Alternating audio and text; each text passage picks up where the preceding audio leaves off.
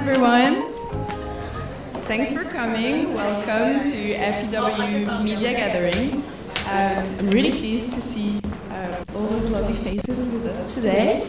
And very thrilled to gather a panel of media friends who've accepted our invitation to share today with you tips on how to get media coverage, because we all know that it's always a struggle to stand out, to help your brand to stand out and get exposure. So I will welcome on stage our 3 journalists and moderator today. Please welcome them.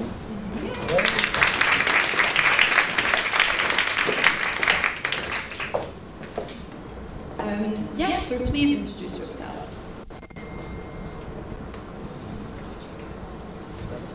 Hello. Hi. Welcome, everyone. I'm Christina Lau Tam. I'm the moderator for today's panel. Just a little bit about myself. I run marketing and PR for Brink, which is a hardware accelerator here based in Hong Kong. We have offices here in Hong Kong, Shenzhen, and Guangzhou. A little bit about myself. I run brand, content, comms, and media. So I'm, this topic that we're discussing today is very near and dear to my heart. I spend a lot of my time helping startups and entrepreneurs on advising them on their media strategy and how to essentially pitch journalists. So I'm excited to be here today and excited to be with our panelists here. Hi, I'm Tiffany App, and I'm the Asia correspondent for Women's Wear Dailies at WWD. I cover the intersection of fashion, beauty, and business. I started my first journalism job 5 years ago now at the SCMP, covering retail luxury, so similar beats. Then I went to CNN for a bit as a digital producer, and that was completely different. I did everything under the sun: floods, earthquakes, ISIS, politics.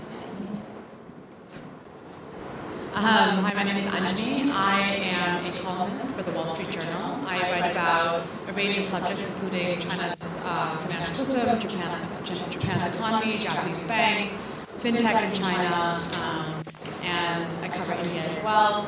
I've been at the Journal for the last 4 years, and prior to that I was in finance.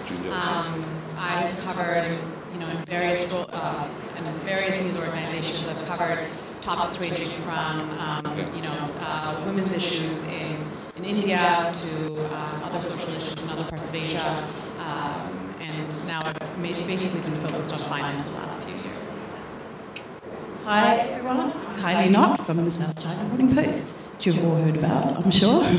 So yeah, I basically have covered business, news, lifestyle, lots of different beats. So, starting off with business, I was working as the deputy foreign editor, commissioning stories, Washington, London. It's very stressful. Now I'm in lifestyle, and much more like lifestyle, which is fashion and food, animal welfare and environment. So yeah, happy to help you all today. Cool. So start with the questions. So I think we're going to, in terms of the format, we can go about 30 minutes and then open for Q&A. We're going to start easy. How do you typically get your news? Maybe Tiffany, we'll start with you. How do I get my news? I started with 2 email newsletters from Vox and Quartz, and that kind of gives me, it's general news, and it's a very, it covers global, so I know that I have a broad general overview of what's happening.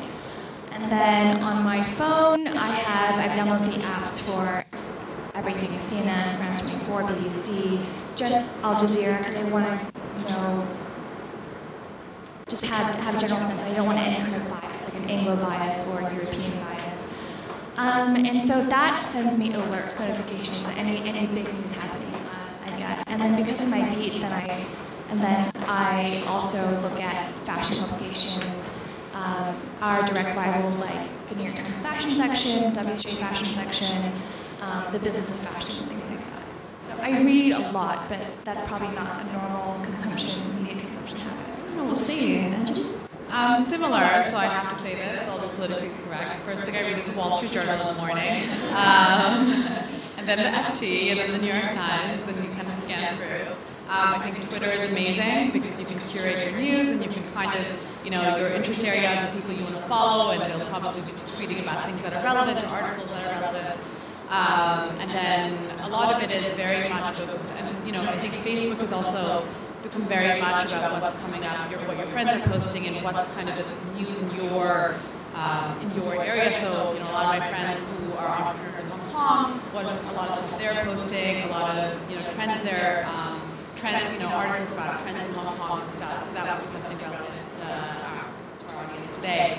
And then I think more, otherwise through the day, you get alerts from various apps, like the BBC app and Bloomberg and so on and so forth. And then I'd say that's really it. And then a lot of it is like quick scanning, anything that's catchy, anything that's kind of the context around it. So nothing, just things that catch your attention. Yeah, well, every morning I have a sort of routine where I go through New York Times, The Guardian, BBC. Yeah. WS, yes, Wall Street Journal. And very, loads of different sources actually. So I try not to go to Facebook for my news source, just to get a bit of variety. But yeah, a good routine, just a lot of different sources. So. Cool. So in between this, you're getting pitches all day long from people like myself and those in the audience. How do you typically use the pitches that you receive? So in my previous role, which this might be slightly more relevant, I was covering macro and markets, and I would get a lot of pitches from companies, from PR companies in New York, PR companies in London, talking about various companies in the US, like companies that make coatings for frying pans that we use, to like companies that have a certain, they're like some new fintech, someone that you can transfer money using Bitcoin, like all sorts of stuff. And it just depends. It was funny because one of the pitches I got almost 2 years ago, we were doing a very big macro story about this trend in China, where China is increasingly making more and more of its stuff onshore. So it's this whole onshoring trend, and part of the reason global trade has fallen. And so when you initially hear that, you're like, snore, that's very boring, don't want to hear about this. But then you start thinking about it in a more interesting context. And I was like, well, what company can I use? I can go and get some big machinery maker from Germany, and I'm not sure how many people want to read about it. But then I got this one pitch, completely random, I feel like I wouldn't have responded to otherwise, or I just would have kind of ignored it. And it was about this company that was making these coatings for for your Teflon pans and your rice cookers and Betty Crocker, like everything you hear about, they make the coatings that go on these. It's a chemical company, and it's like very tiny, and it makes the coating that go on these pans. And like for you and I, when we open a paper, you start hearing about like there are millions of these in every home across the world. And so that's how you connect it to your reader and to your consumer. That's how you understand it. And so we ended up using that for this huge story that the journal did. It was like this massive 2,000-word leader, and it was a front-page story. And that company ended up being our lead company, and we went to the factory in Zhuhai. We just, we saw their operations in other parts of the world, and it just became this long streaming story. And so no company, it doesn't have to be a huge company, and it doesn't have to be a tiny company. It doesn't have to, there's no requirement on size that we'll write only about it if it's this big or whatever, or it does this. It's just, and that's kind of where I guess we'll kind of get into this, is also when we get those pitches, sometimes they're just really relevant and you're able to slot it in. And so it would help if that's already put in the context for you. So that was one interesting pitch. And there are a lot of pitches that you just kind of ignore because they're not relevant, or you forward them to colleagues who do cover them, cover those companies who cover those areas. I would add that, because I'm assuming a lot of you are startups and small to medium-sized businesses. I think one thing to keep in mind is how can you help us illustrate a trend? I mean, yes, there is no certain size, like a market cap of XYZ, but we would follow, unless you're Alibaba, we're not going to follow like every announcement, like, oh, you launched this product and like you entered this market. So if you can show me that, okay, you might be a small business, I guess in Hong Kong or anywhere else, but if you can show, okay, this is a new type of entrepreneur or a new type of funding, or it illustrates for me, because I cover consumption, a new type of retail trend or consumer behavior. That's interesting to me. Or else, it'll just delete. Kylie, do you ever think I think that's the same. Yeah, like I think you probably get about 400 or 500 emails a day with people saying, my story, but you have to really filter out what is newsworthy and what is not newsworthy. And I think if you guys are pitching to media, various media outlets, I think it's really important to look for that quirky news element that will make your product or service stand out from others, because it's very difficult for a commissioning editor to go through every email and to go from beginning to end. I think we have a attention span of 8 seconds. So, that's, we don't really have a lot of time. So I think if I was giving advice to startups and how can I make my pitch stand out, I would definitely put the very newsworthy information at the top of the pitch and really push that side of it that makes your product or service different from others, because that's the only way that might catch the attention. And I think that's a problem with a lot of people. It gets lost in the system, or their email gets lost in a barrage of other emails that we sometimes might just overlook. So really pushing your news angle is important. The other thing I'd add to that is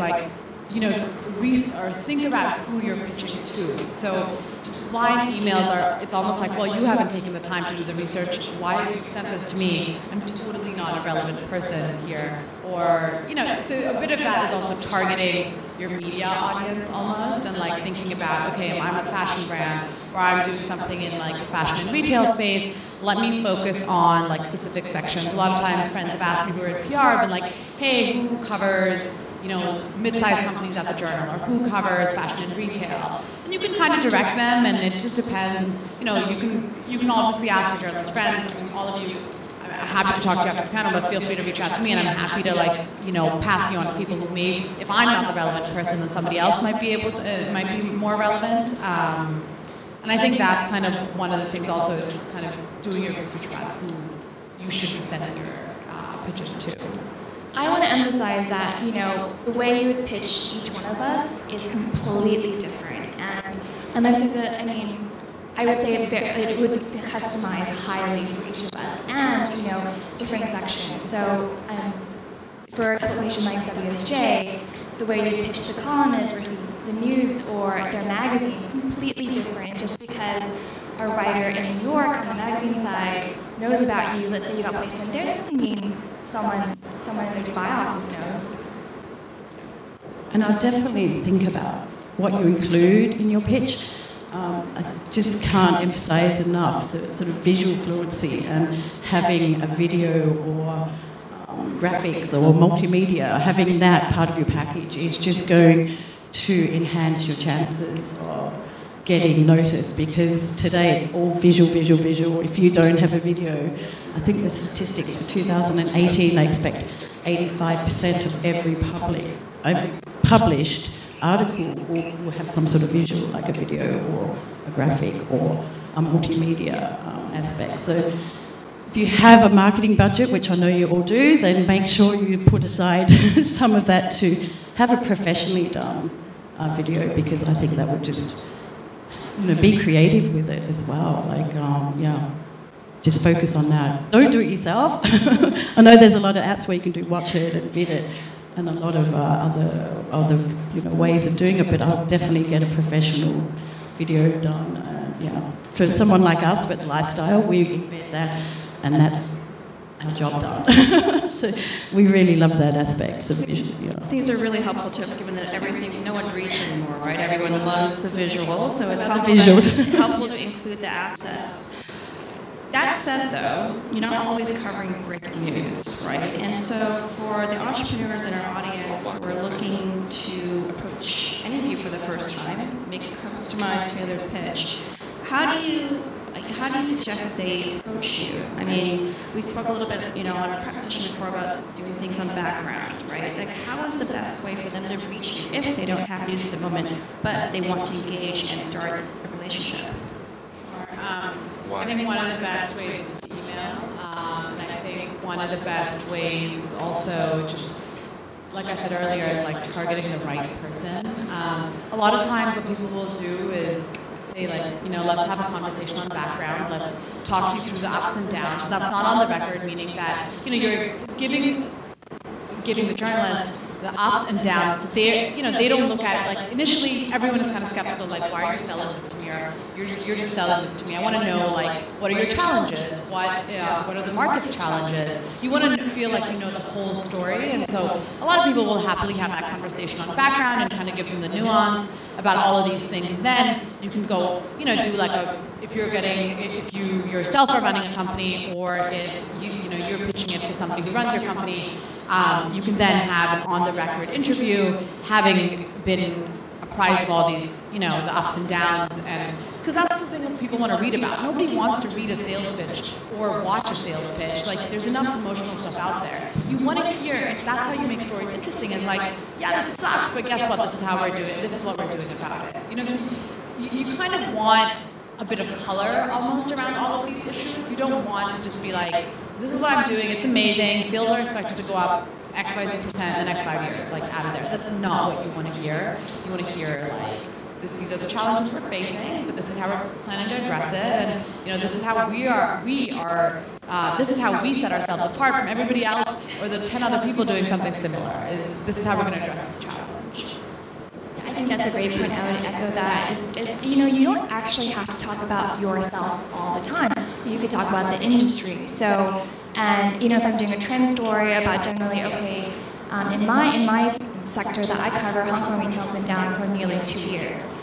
And so sometimes you just want to get color from retailers or, you know, maybe fashion buyers demonstrating that fact. So, you know, you're not saying, oh, my company has done this, or we're you know, launching this. But you can still get your name in that if you say something general or insights about the industry, saying, okay, we think we're near the bottom, we're seeing a recovery soon, or this has been the feedback. So you're giving industry insight, not necessarily selling yourself. But you would still then, you know, that quote would be so-and-so said from XYZ company. That could be you. As far as, oh, don't call me. and I say this, okay. I think one other thing, yeah, we'll call you, don't call us. I think one other thing to mention is also just speaking with an NGO the other day, and I was quite surprised to see when they were pitching some stories, how long they actually spent on style of their own,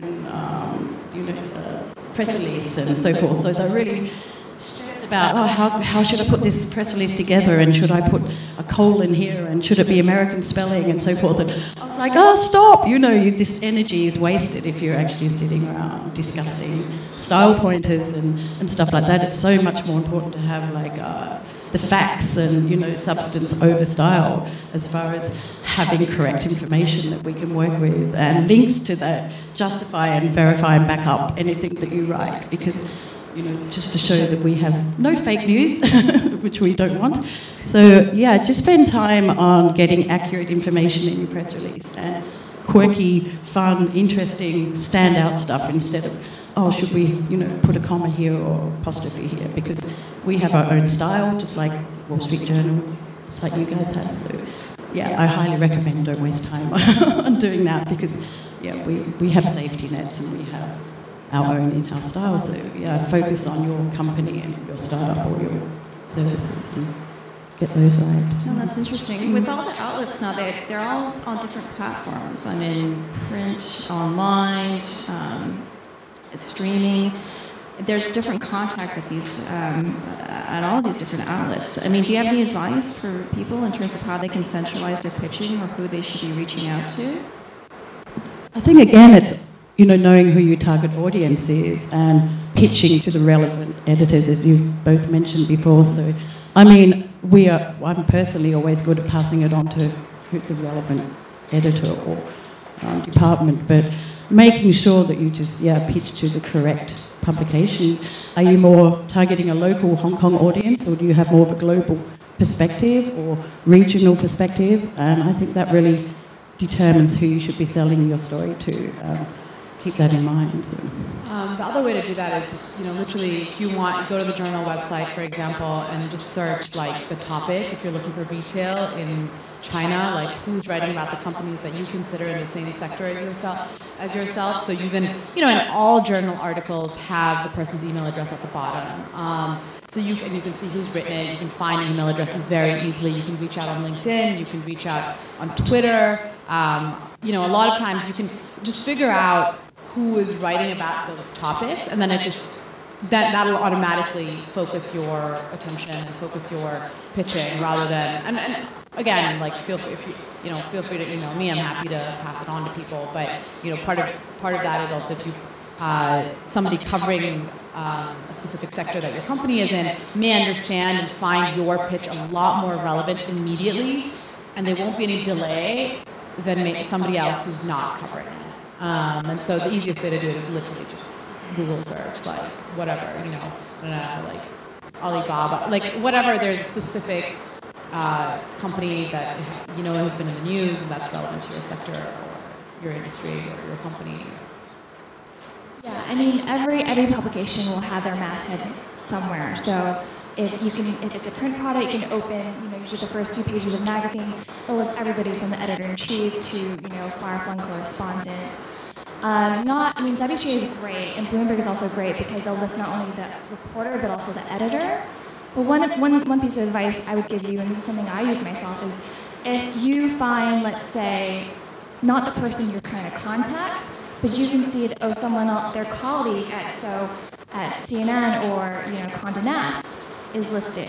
You just look at the masthead name of the person you do want to contact, and it's a format, right? It's going to be first.last at Turner.com or first initial, last name. So, if you know Condé Nast, which is the company that runs everything from Vogue to New Yorker and Vanity Fair, everybody is first_last at CondéNast.com. So yeah, if you wanted to email Anna Wintour, it is Anna_Wintour at CondéNast.com. I mean, sometimes there are variations to that, but it works a lot of the time. Like if I'm trying to contact a CEO and I don't know his email, I will just look at his underlings card, and it'll probably be the same thing. Do your research again. Going back to that, so we're talking a lot about what to do, and I know we're coming on about maybe your favorite topic, what not to do. Does anyone want to start with that in terms of what not to do in terms of when they're pitching you? I guess it's just you don't want to bombard somebody. It's anything that you wouldn't want. Like if you were just put yourself in our shoes, and if you're like just bombarding someone with like having not thought about the process fully, then yeah, like I actually always have my headphones in when I'm writing, so I don't even hear my desk phone, to be honest. But a lot of people, and you do call, and you do see some missed calls, and you'll call back, but I know some people think WhatsApp or WeChat are slightly intrusive. I don't mind it because I separate my home and work phone, so I don't mind if somebody has my number and reaches out to me on WhatsApp and my work phone. I don't mind being contacted on LinkedIn, but I just don't want stuff that's like unfiltered and just being sent my way. And like, if you were to look at my profile in the journal and be like, this person is definitely not relevant to what I'm writing about, to what I'm pitching, just don't send it to me. And like, if you found me, you'd find somebody else who does something slightly more relevant. I think it's just making sure you're targeting correctly, and I think that's super helpful for us because you're not, or if you think that I am relevant, then tell me why you think I'm relevant, and then that's it. And I think as well, when you pitch via email, I think just a few little tips. Don't include high-res images because if everyone did that, your inbox just fills up super quickly and you're like frustrated. So always have a link that will take you to high-res images. So just these little things that make the relationship with your potential, editor. I would probably, keep it tight and concise when you're pitching. Again, we don't want really superlatives and flowery language. We want to just know what you do, what makes your startup or your venture interesting. We want to know the facts and keep it really tight and concise when you're pitching. What really annoys me, a lot of people ask, if I sent you an email and I haven't heard from you, should I follow up with another email or should I call you? And I'm always like, just follow up with another email. Did you receive this? Just checking. End of story. Because I think that if we haven't got back to you, there's probably a reason for it, unfortunately. I know it's really tough out there and you're just trying, but maybe yeah, the story just didn't fit, or it's been passed on to someone else. So, but definitely follow up with a, did you receive this update? You know, yeah, just checking, and that's pretty much it. We don't like phone calls, like you said. But you're open to text, like WhatsApp and texting? Yeah, definitely through social. I'm very happy to be contacted via that, for sure. Well, let me clarify the do not call thing. No, email is just the most efficient way to get your information across. You know, just the other day I got an email from a PR saying, "Hi, are you going to come to my event?" And I'm like, I don't even know what event you're talking about. And if you're going to try to explain it to me over the phone, it's going to take 10 minutes. And I said, if you can resend it, I'll take a look at it. But in an email, you can scan through very quickly, like 30 seconds, get a gist of what they're talking about. Something on the phone, person's like, "Hi, how are you?" We can cut that out. And then it's harder to understand information and process it. So that's that. Twitter, you can, definitely Twitter, LinkedIn. I like LinkedIn quite a bit because you can see my background, you can see their background, understand what they're about. I'll tell 2 stories about what I hate. One's really funny. I got an email from a PR firm, so they actually paid to do this, but it was awful. It was saying, "Hi Tiffany, here my client is. I saw the story you did, and my client is someone who's a rapper, and he has this music video. Clearly doesn't have no idea what I cover because we're a fashion beauty business outlet. And I click on the link. She said, "Oh, this is a story you wrote." I click on it. It's a story I did my last job at CNN. And the music video was about a rapper, creating videos about violence in the Middle East and being inspired by that. My story for CNN was about a blast in, taking the lives of like a dozen people. And so it just seemed so odd. And I thought it was just a random email. I ignored it. She said, "Tiffany, can I follow up? Can I follow up?" So I finally emailed her back and I said, "Yes, I got your email, but why do you think a publication about fashion would cover a music video based on a story I did at my last job?" And it was so shocking to me because she emailed me back and said, "Oh, I'm sorry, I didn't realize you'd left." I'm like, "Well, at WWD, like, where did you think it was going? It's not CNN." So that, I don't think she tried to pretend she knew my work, clearly didn't. So one piece of advice, again, I would share is, if you're reading someone, you say, "Okay, this person covers this or did a similar story," you could say, "Oh, hi, I saw you did this and you're interested in this topic. Would you consider, me or this other trend that I've noticed?" The second story is how someone I know just this past week asked, "Hi, and here's this fashion company. Can you give me coverage and for business of fashion and any other titles you can think of?" And it was such a help me kind of a thing. What you should really be thinking is, how can you help us? How do you help us do our job? Then we're going to be interested in you. And just the fact of, this person asked me to help him get coverage of my deadly rival publication. I think that was a really, really bad move. Like, don't tell the BBC you want to be in CNN.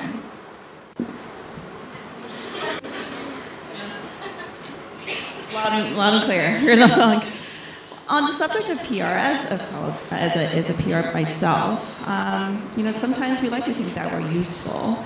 Maybe if you could share any tips on how you usually work with PR and how they can actually be helpful. Maybe that'd be helpful for the audience here. I think it's really important to nurture a relationship with the media. So whether you plan to do your own PR or go through a PR company, it's having a relationship with people.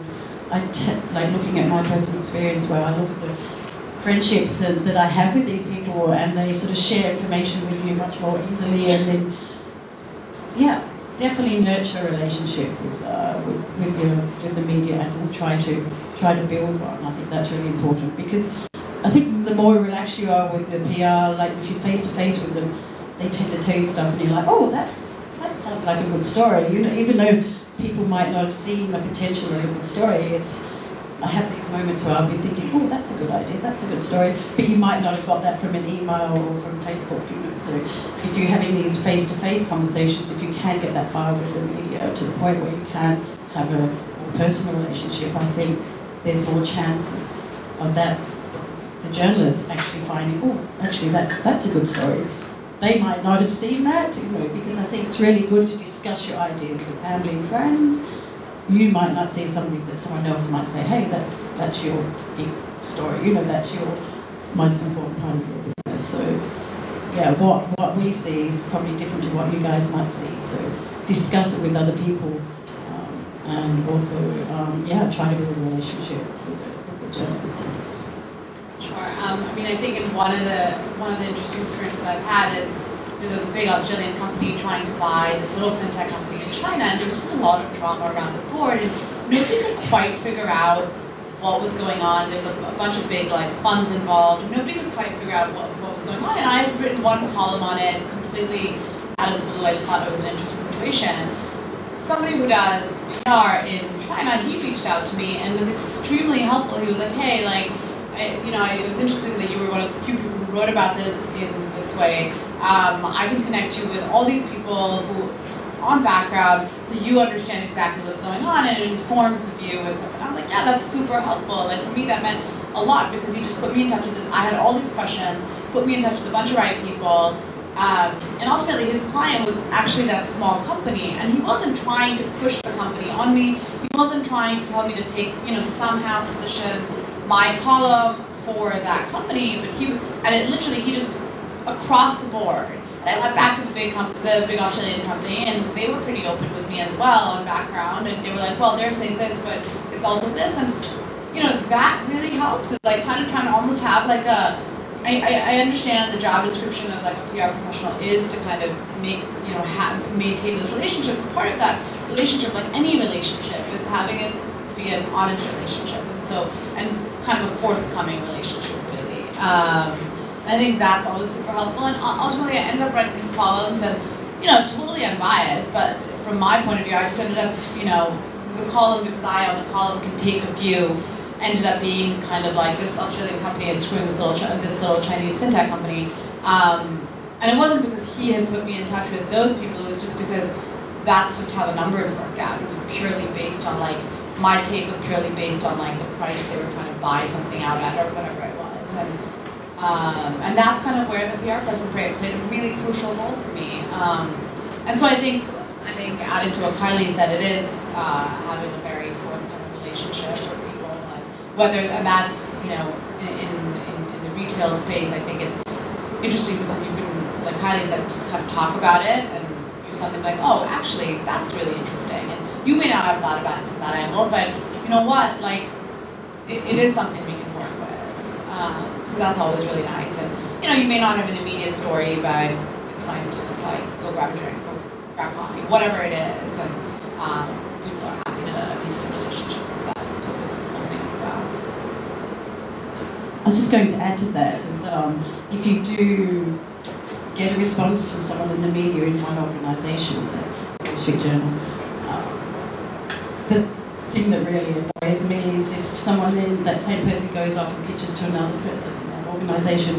So I would always let the reporter know, or the journalist or the commissioning editor know, that you've already made contact with so-and-so in your organisation, just so this avoids any double-ups or any clashes, because that's really frustrating. You're working on the story and you're about to put it online, and it's like, oh, someone in another section at the SMP has already done that, and you've reached out to multiple people in your one organisation, and then I have to kill my story. And that's really frustrating. So if you do reach out to multiple people in one organisation, just make sure that if you get, someone takes the bait, just let other people know in that organisation that you are already dealing and working with this person, because that can be really frustrating. It's just a waste of time and could potentially lead to just frayed ties with that person, so you potentially lose a contact.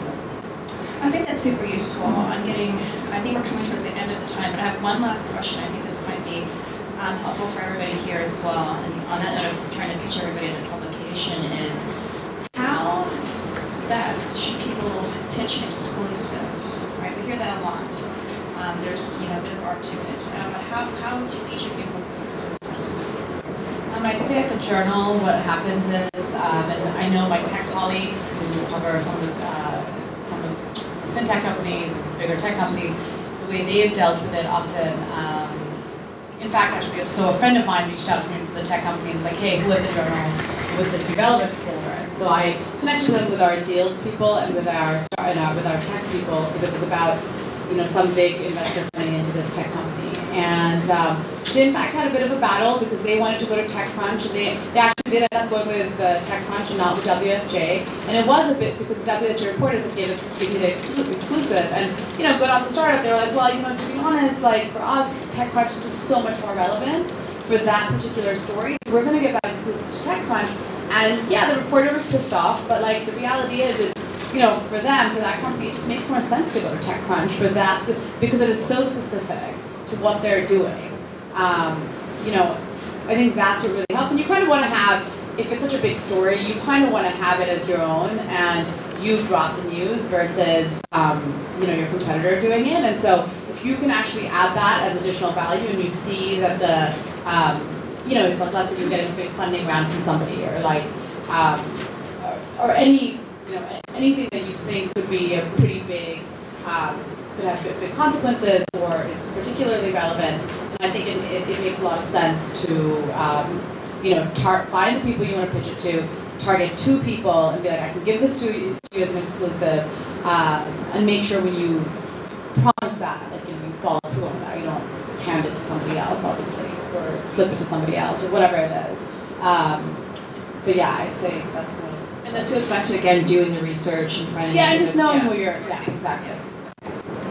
No, I totally agree. I think it's looking at your target audience and who's going to give you the best exposure, and going with that instead of casting the net wide to see how many people take the bait. Yeah, if you have an exclusive deal, if you promise that, I will probably tend to honour that, and just look for the best, the best organisation that's going to spread your word and fits your brief.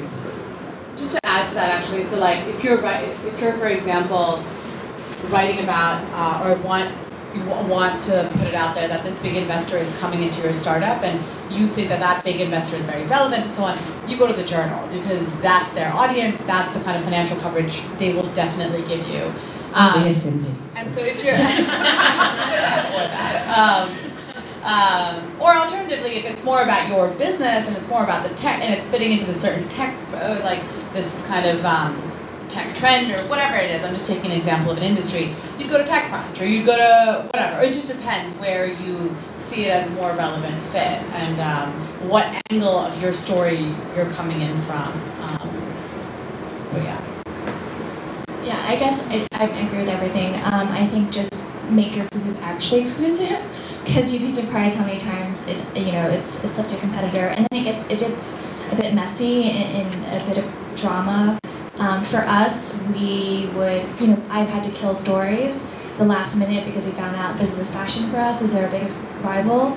The story's been ready, and at the very last minute in New York, my headquarters kills it because they just don't want to be seen as slow.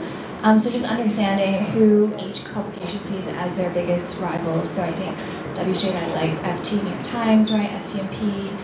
Actually, SCMP is kind of like a singular. I mean, it's quite unique in its positioning. But I mean, it depends. It depends on the story. So like, it overlaps as well. It's more general, I suppose. It's not specific as guys. We're more open to those stories. And if you want to go deeper into an industry, you contact those sort of publications. Cool. Well, maybe we'll take the time now to open up questions to the floor.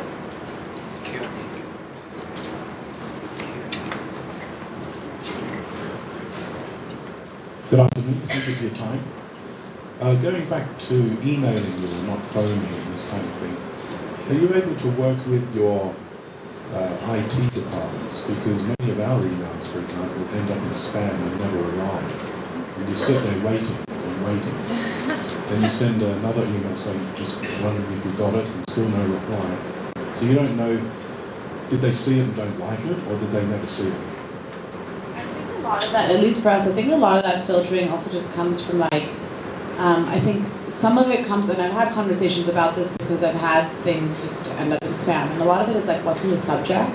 And some of it is also like the email address. If it's like some strange domain name, then it is more likely to go to spam. But if it is, you know, I mean, we have this challenge, right? Because when we reach out to other people, like sometimes it'll, like WSJ is not a strange domain name, but sometimes, you know, you need to put something relevant in the subject line. So we always be like WSJ request for comment or whatever. And so I think rather than like chat question mark or something, like you just want to make sure that you can make, and like the content, if you flood it with, I think, too much, I think it automatically goes to spam. I think there's like a size limit on it, and also what's in the content. So it's just things like that. And I don't think, it's hard, right? Because if you start filtering for each PR agency, then you don't really, you know, it's tough. We already went through that and made it specific. It still didn't arrive. Oh, what was it? Like, can you? Well, each one's customized for each. Sometimes it's just for the pure joy of helping. We pass on information that can help someone. What's the domain name? Sorry, where do you work? Or? Ours is video, film, TV. It's called streams.tv. Okay. I'd probably reach out through other avenues in that case. Telephone. Yeah, or telephone or through social somehow. But definitely, and just to say, I've emailed, and I haven't heard a response, and I was just checking to make sure it got through. And I think that's absolutely acceptable to do that because you haven't had a response, so you have to follow up. So, yeah. Thank you.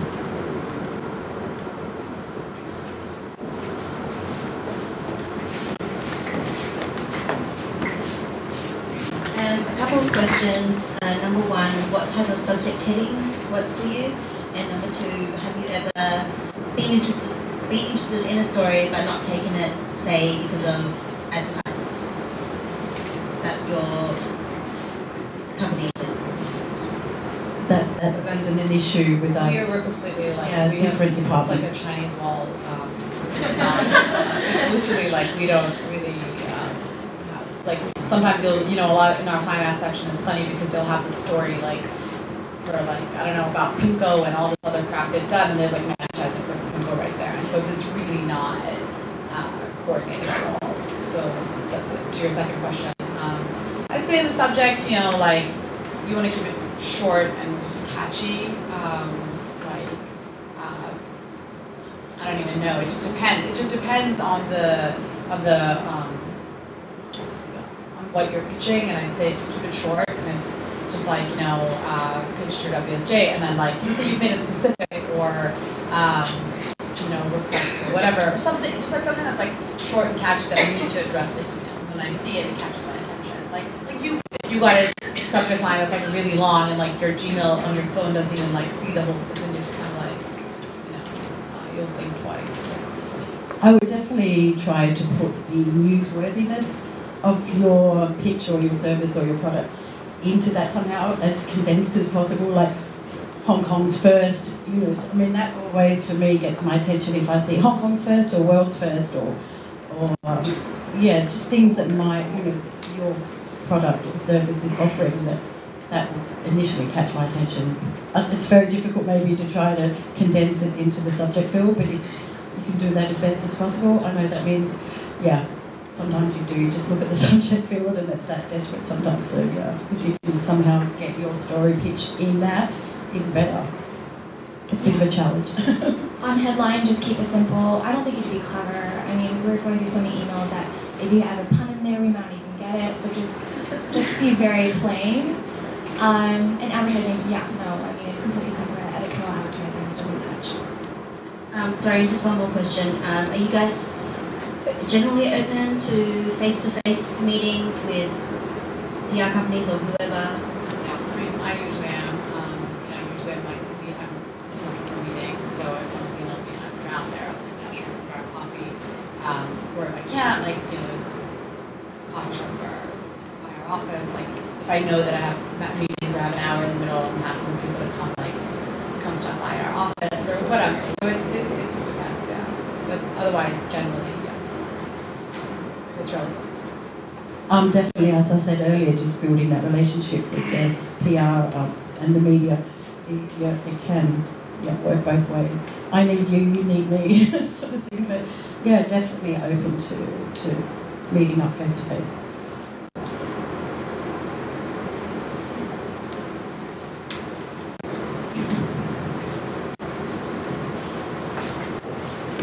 I just have one question regarding press releases. So we all agree that the message when we want to pitch a startup needs to be concise, it needs to be very catchy. So for example, for a startup that I work, if we want to announce that we got a new round of funding, but we also want to give a background, right? So is it a good practice that, for example, we pitch it in 1-2-liner in the beginning, but then attach a PDF when we give more background, saying, because there's so much more to share about the founders, what their background is, about the company, what problem we're solving. You mentioned images, videos, right? So for example, a video of, I don't know, a panel discussion when our founder was actually discussing a particular problem, right? So we, on the one hand, we want to say it's super concise and super short, but on the other hand, we just want to give a background that the story is interesting and it's very relevant. So is it a good practice to kind of pitch it in 1-2-liners and then attach like a PDF with the background as a press release? I think it's very important when you do your initial pitch to make sure that whatever you're pitching, it still has that newsworthiness. Do you know what I mean? That is always going to be the hook. There are so many businesses out there, so many restaurants, so many, you know, that we would not cover every new startup and every new. But if you have some, I think it's really important for us anyway, that you have something that's quirky or interesting or new or first, you know, push that. Then you can add PDF with extra information about our founders. You know, our history.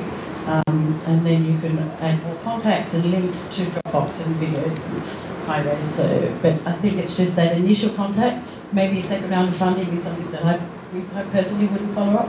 But you know, it's the actual newsworthiness of the story first. That doesn't change whatever. So yeah.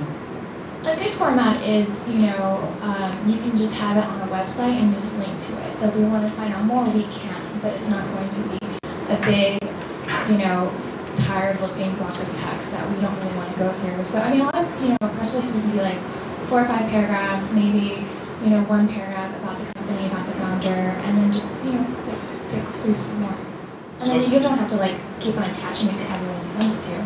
So you don't find it very generic, that you say, hey, this is 1-2 lines, and then I'm giving you a PDF which can be sent to everyone, right? Don't you find it very generic and you would say, no, probably they're sending it to 100 other people.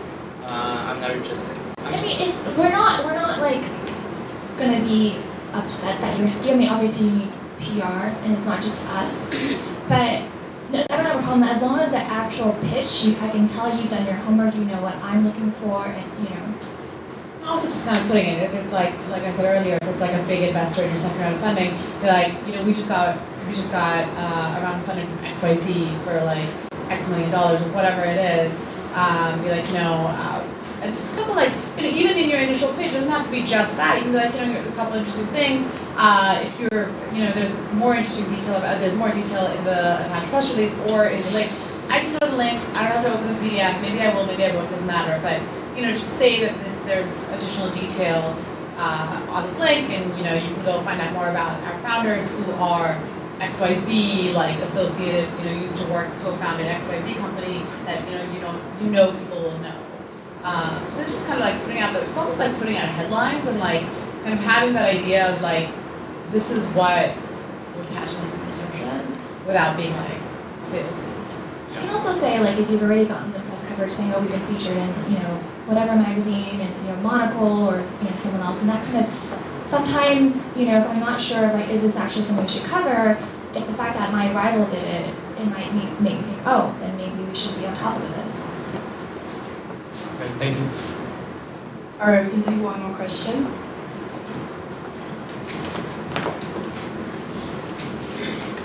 Hi, good afternoon. Also a question on press release.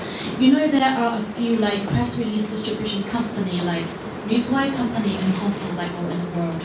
I just want to say, you know, when they send out press release, they usually send out like millions or like hundreds of editors in one go. So when you receive those emails, when you say like at distribution.com, how do you feel about it? When you like roll your eye or like doesn't really matter? It doesn't really matter, to be honest. I mean, if it's something relevant, like maybe I'll look at it. If it's a press release, just putting it out there, that's fine. Like I don't, you know, yeah, you're never going to be able to stop all the emails you get, and if that's just your MO of like trying to get information out there, and it's just very generic information, and you're just like, here's some incremental information, like fine, it's in my inbox, I'll look at it. I may not look at it, I'll delete it, like whatever, right? It's it shouldn't stop you. If you have no other way, I don't think it should stop you from putting information out there, because I do understand. But if it's something very important and you're trying to pitch it, then yeah, you probably shouldn't do it like that. But if it's just earnings or whatever, some sales number, or we just surpassed, whatever it is, then I'm not saying like don't do it, but probably I'm not sure how helpful it would be. I think again, it's just making sure that whatever you're pitching, for us anyway, make sure it has the newsy hook and something that stands out from just a generic. Oh, we have this menu. We have. Oh, what about the menu? Oh, we have girls dancing on the table while we eat the dinner. Something that's different. Do you know what I mean? Or something. Like I did retro the other week, so the other night. So yeah, it has to have that news quirkiness or interest or something that's going to get that initial hook. That's going to make it different to just here's a menu that we just released. But visuals again, if your visual, initial, that would be great. If your visuals have videos, have graphics, have multimedia attached to something with a good news angle, then that will get snapped up very quickly. Great, thank you so much. That was really interesting. It was just like great. So I know there's more questions. The good thing is that we have another hour where we can mingle and enjoy a delicious lunch from me. So please, I think all of you are quite open to exchange business cards, to get in touch with you guys and answer any questions. So enjoy. Thank you again.